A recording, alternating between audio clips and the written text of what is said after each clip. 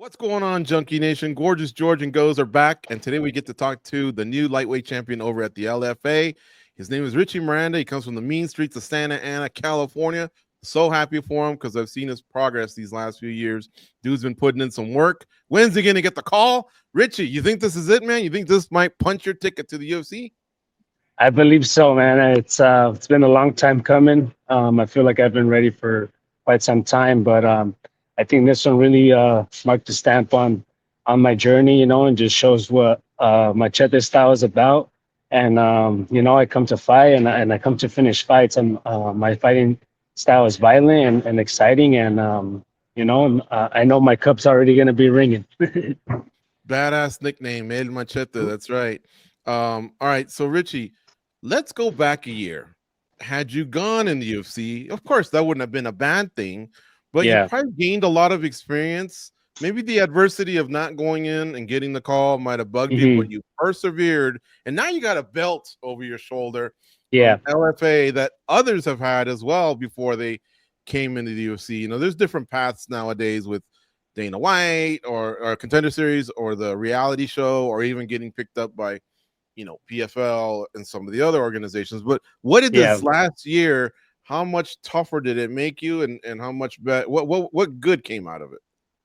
A lot of things, just experience, and then just evolving and just growth. I'm just I always just take one fight at a time. Yeah, of course, I've always been looking for that UFC, but I mean, any opportunity that has come my way, I've taken it, and just proved that I'm up there with all these guys at a high level, that I can compete at a high level.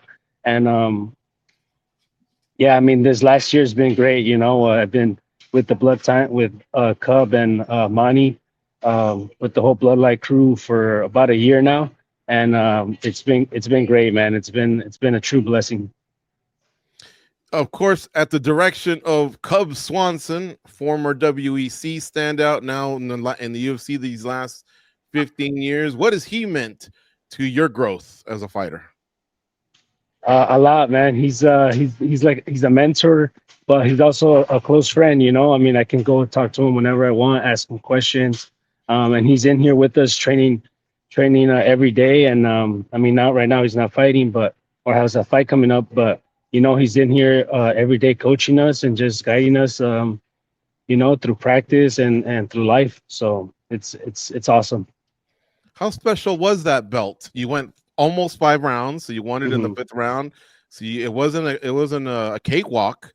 You had to fly to South Dakota. Who knows how many planes you had to get on to finally make it to South Dakota. And of course, another weight cut, and there you go. But how good did it feel? You finish, and then I see you rush to the cage and jump up, and I imagine a lot is going through your head, but then they put that belt on. How good was all that? It felt great. I mean, I didn't really think about the belt this whole camp. Even in December when we were supposed to fight, my whole mindset going into the fight was just finishing my opponent, and that's all I focused on. And Sioux Falls has been great to me. That's where I started my career with LFA, and I got a finish in the 3rd round there as well. A fight that probably wasn't going my way either, according to the judges, but I got it done, and it happened again this time. And yeah, I mean, I've been traveling with LFA everywhere. I went to school in the Midwest, so I got Midwest fans, and I like Sioux Falls. It's a great venue. Richie, so I think your progression's a little different. When you're able to put a belt on from another organization, I think a transition to the UFC should be a little different. But should they give you the route of, say, a Dana White's Contender Series or a Ultimate Fighter, what do you think would be your best case scenario for you? Which one would you prefer? What route? For my base case scenario is one of these lightweight slips on a banana peel, and they called me up. Yeah, I mean, Contender Series would be great as well, but I think I would like just a straight call up. I want to fight in either a Fight Night, Apex, wherever, it don't matter. I mean, I tried out for the Ultimate Fighter once, the McGregor and Chandler. I didn't get in, but it led me to this now, and yeah, I mean, either one, either opportunity that comes, I'm gonna take, but definitely short notice or just contract, it would be amazing. Emotions wise, what you just accomplished has got to be pretty tremendous.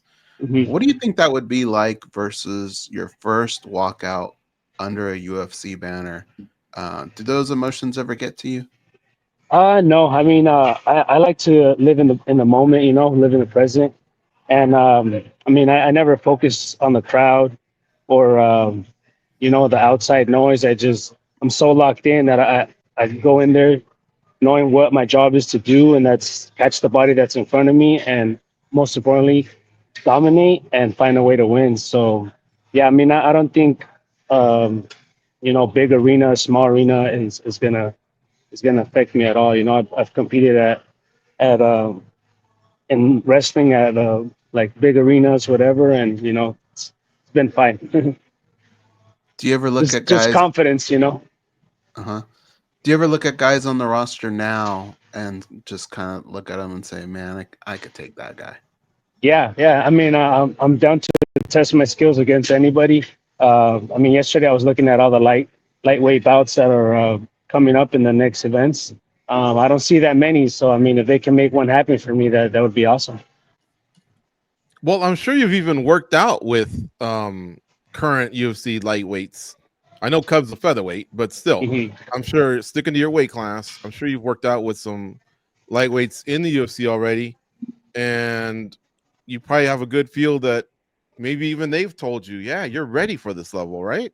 Yeah, yeah. I mean, a main one is Rafa Garcia. He was helping me this camp too, and I helped him for a couple camps already too. He So I cornered mean, you, right? yeah, yeah, he cornered me as well. Yeah. So Rafa's a main one, and then I've trained with Jalen Turner as well, and then Tony Ferguson. So yeah, I know I can compete with them, and then they've also told me, that I'm there, that I'm game to fight in the UFC. Mhm. This weekend in Kansas City, the UFC has Ian Machado Gary and Carlos Praches. So I gave it a quick scan, right? And there's one other lightweight fight, Evan Elder against Gage Young. Yeah, I couldn't tell you who they are. I think Elder, I remember. But yeah, my question to you is, do you think you could beat those dudes? of course. Yeah, There you yeah. I'll go. chop them up. I'll chop them up. Line them up. Line them up. Anybody. El Machete chopping Yeah. people up. Wait, what if Dana White goes, tell you what, kid, I like what you did. I'll bring you in, but you got to change your name for 2 years to Itchy Richie Miranda. Before your price card, you got to go like this. That'll be your name. Would you do it? 2 years? Hey, Spell out the Machete name? I'll do it, but I think El Machete will sell more. I Take me to think so Mex, too. take me to Mexico, and I got a lot of Mexican family and fans in Mexico too. So that's another place I would really want to fight. And then of course a dream of mine is also Honda Center. So Hablas español? mm. Sí, yo hablo español. Yeah, There you poquito go. quebrado a veces, pero Lo suficiente. yeah, yeah. Mhm. Okay. Entiendo y hablo bien. That's awesome. Listen, man, we're really, really stoked for you. And I know that the team's growing. Mhm. Bloodline. I've been there, and it seems like you guys are a good, cohesive, tight unit. Yeah. You were telling us before the interview, you're already in the gym. Mhm. You're not gonna partake, you're gonna rest and heal, but kind of for support. And I was thinking, look at the fighting nerds. Like 2 years ago, Yeah. no one knew who they were, and now you know, they're doing work, right? And Exactly. almost they got a guy like in every weight class that's Mhm. moving up slowly or whatever. Do you think the Bloodline team could maybe follow in that path and start to do what they're doing and just slowly gobbling people up and moving up the charts? Yeah, I mean, just look at it now. We're undefeated going into this year. I don't know Mhm. exactly how many fights we're at. Maybe like I think 6, 7-0. Yeah. And then just look at what we're doing in LFA. We have 3 current champions. We got Eduardo Chapolinko at 125. We have Le'Veon Douglas at 145, and then me. And then we have Chris Macate fighting in May as well, headlining, and Jacob Rosales is on that card too. So, we're a really family type team and management. So, shout out to Cub and Mani Amadi for, bringing us together and, giving us all the resources to succeed. Mhm. Yeah. I just found out what Chapulín meant. I grew up watching Chapulín Colorado. Chapulín. And this Yeah. past Halloween, I was Chapulín Colorado, but I never Oh, knew really? what Chapulín was until about 2-3 days ago. Yeah. Do you know, or do you know, Ghost? Don't say it if you do, but do you guys know what it is? I think I do. Do you know, Richie? Yeah, it's a grasshopper, no? Yes. Yeah, yeah, yeah, I yeah, did yeah. not know that. And then of course the Hmm. antennas, I go, okay, that makes sense. And I guess Yeah, it his does. little hammer. Yeah. Yeah. I never knew that, but yeah, an icon in Mexican, television Hmm. history. Hey And George, yeah. what did the neighbor think you were when you dressed up as Chapulín? Do you Oh. remember?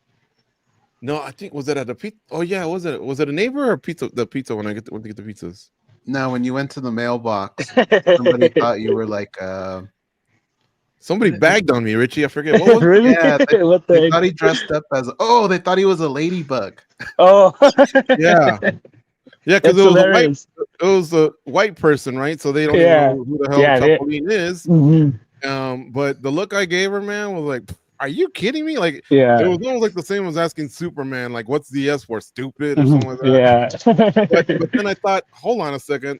To be fair, it's in Spanish, and he's been gone for 30 years. So all right, Yeah. maybe I'll give the Yeah. neighbor a I pass. guess But I I got guess it's clown. I guess it's pretty big in Brazil too. Oh, okay. Hmm. Yeah, Yeah, that's why he got that nickname. Yeah. but the people that did see it thought it was legit. So um, Nice. yeah, I'll tell you what. If you make it, well, you're not Chapolin, so I don't know why I'm about to make that deal. But your teammate's Chapolin. I don't know. Yeah. We got sidetracked there for a second. Hmm. Cubs coming up next. What do you want me to Yeah. ask him about the team? Is there something about that needs to be asked from the head honcho? Do you guys have a secret ingredient? Like No, what I mean, Team you Alpha go ahead. has, they love the guillotine. Yeah. ATT, I think they kind of really, really established the calf kick. Although the Hmm. guys down at John Crouch's gym in Arizona say, "Hey, we were doing it first" or whatever. But Yeah. the Montreal guys, Farasa Hobby, GSP, they all had a nice tight jab. Is there something about the Bloodline team maybe that you guys are really, really working on? That you think could be trouble for others? I mean, I don't know. You can ask him whatever you want, but I think for us, it's just really the team aspect, and just everybody has their own style. And I mean, when we have a fight, we try to emulate our opponents and help each other out. But literally, I think it's just he just lets us be free and he helps here and there and fixes things. But yeah, mainly he just lets us be ourselves. And I think that's one of the biggest thing about the Bloodline group, that we don't have egos and we all care for each other and we all got each other's back. And we just want to make each other better so we can succeed every fight. Mhm. And as Two, people as well too. two Mhm. more quick questions. Yeah, Do yeah. you guys ever get your big bear on, or kind of go outside, just to get some elevation training? Or is Yeah. there a hill, somewhere around where you guys challenge each other, or maybe break in the new guy, or something like that? No, but yeah, we've been going to so Cub is from Palm Springs, so we go Yes. up to the tramway, the Palm Springs tramway. Oh So shit. we take the tramway up there, and then we do like a little run, and then we do sprints up at 8,500 feet elevation. So that's a good one, gets us in shape good. And then we also hit up Mount Baldy too. It's another mountain up here in LA area. So Yeah. yeah, those are good. But yeah, man, just putting in work, staying in the gym, and results are showing. You can tell when you go up those trams, man. The weather changes and the air gets Yeah, thinner, and it must do a yeah. number on your lungs. There was one time we got hail. We got hail, and You were we in the were like, tram? yeah, no, no, we had made it up there. We started running. It hailed on us, and then we were hiding underneath the pine trees, like trying to take cover, and hurt so bad that we're like, dude, it's time to go home. And we had to wait like 30 minutes to clear it out, but we were all drenched going home. But Mhm. it's part of life. So It hurts, Okay, huh? Mother Nature. Yep. the last one would be, since all three of us are from Santa Ana, have you noticed more kids in Santa Ana drifting towards either martial arts or mixed martial arts or wrestling? Yeah. Like, Santa Ana's a big city. I think there's like Hmm. 350, 400,000, a lot of Yeah. high schools, community colleges. It's not far from major colleges, but Hmm. some tough kids grow up in Santa Ana. So I was wondering, between Gilbert Melendez, and I don't know if you know this, but Tito Ortiz was originally from Santa Ana. Oh, okay. I didn't But know that. Gilbert Melendez, Eddie Bravo, who's Joe Rogan's best friend, but he's the Hmm. innovator of the 10th Planet. He's from Yeah. Santa Ana as well. Oh, So wow. there's a lot of Santa Ana lineage here. But have you Hmm. noticed that it's starting to grow with gyms or just kids having interest in it? Yeah, yeah. I mean, there's a lot of gyms now here in Santa Ana or just nearby, but yeah. I mean, wrestling's always been a big part of here. Boxing as well, and yeah, now with MMA getting so big, it's just more gyms opening up and more kids are getting into it. And I think it's a great thing for kids to get into just for self discipline or, if they like it to continue and they find different avenues that can maybe sometime lead to a career. I mean, I never thought I was going to be fighting. Once I finished up wrestling, I still wanted to compete, and then took an amateur fight after 4 months of training, and the career started after that. And now I'm here, just working to accomplish all my goals and dreams. Mhm. I think I heard there's a girls team in Santa Ana High School that's kicking butt in wrestling. Yeah. Hmm. And then back in the day, Cavalry Chapel, which I think technically still in Santa Ana, they were like a Yeah. force. But I don't know if Yep. those years have gone by because we've been gone for almost 20. But Hmm. are they still a powerhouse? Yeah, Carver Chapel's still a powerhouse. Yeah, Santa Ana as well is coming back. But I mean, now I feel like it's more individual kids, out of every schools here in the SoCal area or Santa Ana area that are just putting on for the city, and it's beautiful to see. You've been to Inca Mama's in South Santa Ana. It's Peruvian food on Bristol and Sunflower. No, I haven't, but I'm gonna Well, go you check made it a out now. mistake, Richie. You made a mistake. It's Peruvian food. So we're half Mexican and Peruvian, but the Okay, Peruvian side is our mom, and so we grew up on it. That's my tip to you. We'll leave you with a tip. okay. You Inca said it, Mama's Inca Peruvian Mamas. food. Okay, It's on Sunflower and Bristol. You'll love it. okay. I'll make sure to try it out. Thank you. All right. Well, thanks for the time. Nice to see you again. Congrats on the Hmm. win, the belt, all your Thank you, sir. success. I have a feeling this is the year we'll see you fighting here in Las Vegas.